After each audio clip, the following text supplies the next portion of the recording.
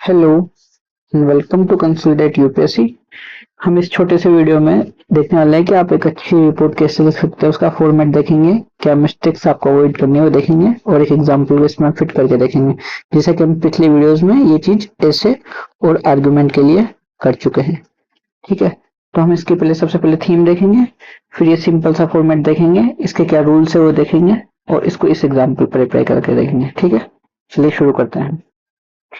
तो बेसिकली अगर हम इनको रिपोर्ट्स जो आई उन टॉपिक्स को अगर थीम में डिवाइड करें तो ये मोटा मोटा दो थीम्स में बांट सकते हैं, इंसिडेंट बेस्ड और इश्यू बेस्ड। इंसिडेंट बेस्ड आप समझ ही होंगे कि मान लीजिए कुछ इंसिडेंट हुआ, जैसे ऑपरेशन रात हुआ, तो उस पर आपको रिपोर्ट लिख के देनी है अपने सीनियर को या किसी को भी। तो वो वही, जैसे कोविड के बाद जो ऑक्सीजन सिलेंडर्स का क्राइसिस आया था, तो ये एक इवेंट हो गया या इंसिडेंट हो गया, तो उस पर आपको रिपोर्ट लिखनी है। इशू बेस्ड ये होता है कि सोसाइटी में कुछ इशू चल रहा है, सोशल इशू है कुछ, या कुछ ट्रेंड देखने को मिल रहा है लंबे समय से, तो फिर उस पर आगे जैसे पोल्यूशन है, इन्वायरमेंटल पोल्यूशन, तो ये लॉन्ग टर्म इशू है ना, तो ये कोई इवेंट नहीं है। जैसे अभी जो ट्रेंड चल रहा है वो इशू बेस्ड का ही चल रहा है, जैसे rapid growth of old age homes, ये लास्ट ईयर पूछा गया, डिपोर्टेशन ऑफ इलीगल माइग्रेंट्स, तो ये भी अपने आप में ट्रेंड है, कुछ इशू है।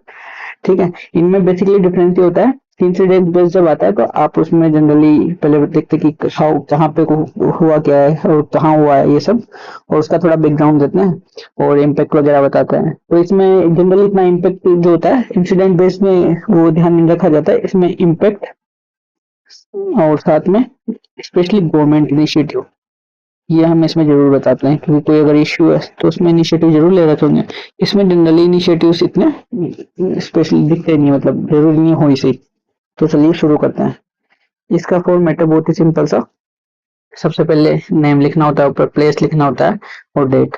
तो यूपीएससी खुद मेंशन करती है कि हमें ये सेक्शन उसमें मेंशन नहीं करना होता है, तो हम क्या करते हैं एबीसी या XYZ लिख देते हैं सिंपली। उसके बाद डेट लिखते हैं, तो 15 जुलाई, जुलाई 15। यहाँ भी कुछ बच्चे मिस्टेक कर देते हैं, मान लीजिए आप ये डेट अगर आगे लिख रहे हैं तो आपको 15 ऐसे करके लिखना है, लेकिन अगर आप मंथ के बाद ये लिखना है तो आपको सिंपल 15 लिखना है।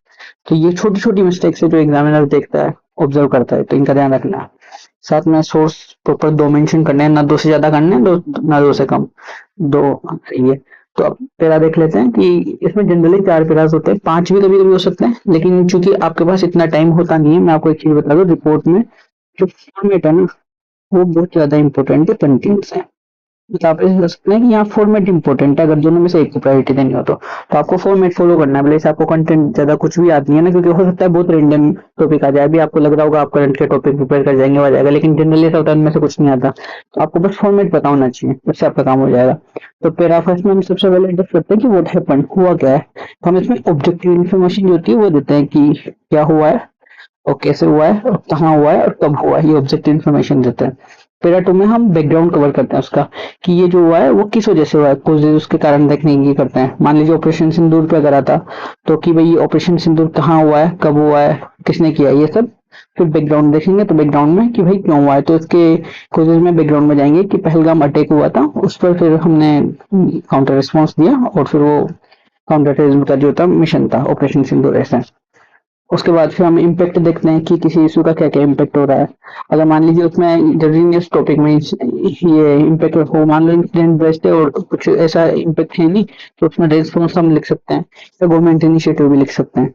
और मान लीजिए ऐसा कोई इशू जिसमें इम्पैक्ट भी है, तो फिर और गवर्नमेंट इनिशिएटिव भी लिखना है, तो फिर ये इनिशिएटिव यहाँ आ जाएगा, ऐसा कोई फिक्स फॉर्मेट थोड़ी ना है।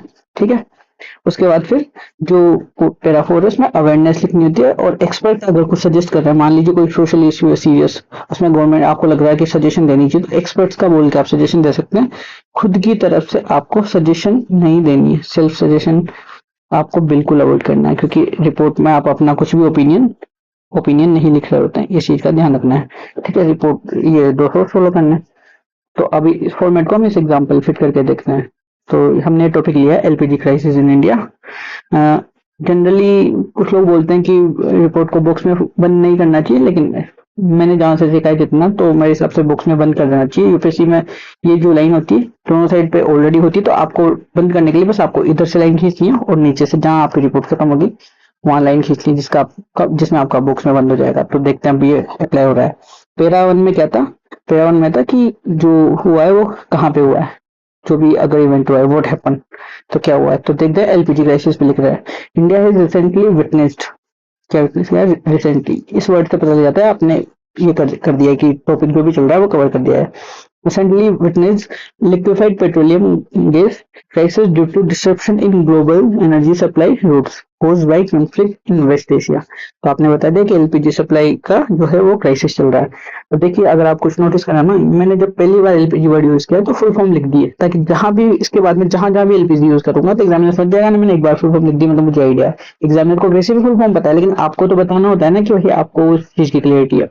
जब भी आप कुछ पेरा लिख रहे होते हैं, आप मान लीजिए कहीं आरबीआई यूज कर रहे होते हैं, तो अच्छा रहता है अगर आप पहली बार आरबीआई की फुल फॉर्म लिख दें कोष्टक में, ब्रैकेट में आप आरबीआई शॉर्ट में लिखे, फिर आप बार बार फिर वो शॉर्ट फॉर्म यूज कर सकते हैं।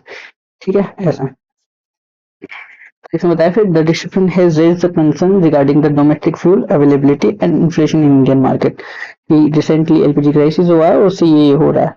फिर उसके बाद हम देखेंगे द एलपीजी क्राइसिस, उसके बाद सेकंड पैरा में था बैकग्राउंड पे जाना था हमें कि जो है वाई कोजेस देखना था। तो इसमें देख हम LPG crisis emerge because of, ये है पहला पैरा होता है रिसेंटली, दूसरा बिकॉज ऑफ। आप जनरली मतलब बार बार अगर रिपोर्ट्स देखेंगे तो आपको ये पैटर्न मिल जाएगा। Because of India's heavily dependence on imported LPG from gulf countries, हमारी जो मोस्टली जो एलपीजी आती है वो गल्फ कंट्रीज से आती है, तो इसलिए। उसके अलावा blocking of strait of Hormuz led to disturbance in shipping routes and rising global energy prices. तो ये जो मेन बैकग्राउंड ये था, ये रीजन था जिसकी वजह से एलपीजी क्राइसिस देखने को मिल रहा है, क्योंकि जो स्ट्रेट ऑफ हॉर्मुज है वो बीच में ये ब्लॉक कर दी थी। उसके बाद फिर हम इसका इम्पैक्ट देखने वाले हैं। थर्ड पैरा क्या था? Impact. Again impact, the impact of crisis has been felt by households, restaurants and small businesses. तो आपने खुद ने भी फील किया होगा, सब कुछ महंगा हो गया था, चाय से लेके होटल के खाने से लेके सब कुछ। Panic booking and delayed cylinder delivery and black marketing of cylinders were reported in some cities, क्योंकि ब्लैक मार्केटिंग हुई थी जैसा आपने देखा भी सही। This situation also highlighted India's energy dependence on narrow energy supply corridor। सही बात है, हमारी एनर्जी सप्लाई है वो बहुत नैरो कॉरिडोर से आ रही है, स्पेशली स्टेट ऑफ हॉर्मुज से, वहां से आ रही है मिडिल ईस्ट से, तो हम उन पे ज्यादा डिपेंडेंट है, ये इससे पता चला। तो हमने इम्पैक्ट बता दिया, साथ में अपनी अंडरस्टैंडिंग बता दी। उसके बाद क्या आता है? Government initiative. तो गवर्नमेंट ने क्या मेजर्स लिए, हमने मेजर कवर कर दिया। तो government has taken measures such as diversifying import sources and boosting domestic refinery output. Essential commodity act was also enacted. अभी इंपॉर्टेंट पॉइंट है, आप एसेंशियल कमोडिटी एक्ट आपके लिए वैसे भी इंपॉर्टेंट है, हो सकता है आपसे पेपर वन में पूछ ले, क्योंकि अभी इनेक्ट किया गया था, तो आपको पढ़ना है कब कब कौन सी सिचुएशन में इनेक्ट किया जाता है, इसके बाद क्या होता है, इसको पर्पस क्या होता है इनेक्ट करने का, तो आपको वैसे भी देखना है। आपने एक वैलिडेशन वाला पॉइंट भी डाल दिया, जैसे आपने वहाँ ब्लैक मार्केटिंग ये सब मेंशन किए थे, आपने यहाँ बता दिया भाई ये गवर्नमेंट ने इनेक्ट किया है। क्यों किया है? To ensure household LPG distribution to avoid black marketing according to experts. अब आपको कुछ सजेशन देनी थी, तो आप खुद से नहीं बोल रहा, बोल रहा है according to experts India need to diversify its energy sources and to improve storage infrastructure. ठीक है, हो गया, सजेशन भी आ गई।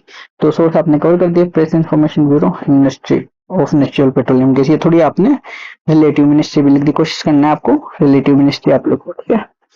तो बस ये छोटा सा वीडियो है। उसके बाद आप मुझे बता सकते हैं अगर आपको कोई सी और भी टॉपिक्स पे वीडियो चाहिए हो, तो मैं अब आपके पेपर 2 में वैल्यू एडिशन कंटेंट के लिए वीडियो लाने वाला हूँ। जो टॉपिक्स मैंने बोले थे मुझे लाना भी था। बाकी अगर आप कुछ भी ऐसे आर्गुमेंट कुछ भी लिखते हैं और आपको फ्री वैल्यूएशन कराना होता है, तो आप इस टेलीग्राम पर को ज्वाइन कर सकते हैं, यहाँ पर आईडी पे भेज सकते हैं। बहुत बच्चे भेज रहे हैं, मैं उनका चेक करके दे रहा हूँ। सो बस, thank you, see you in next video.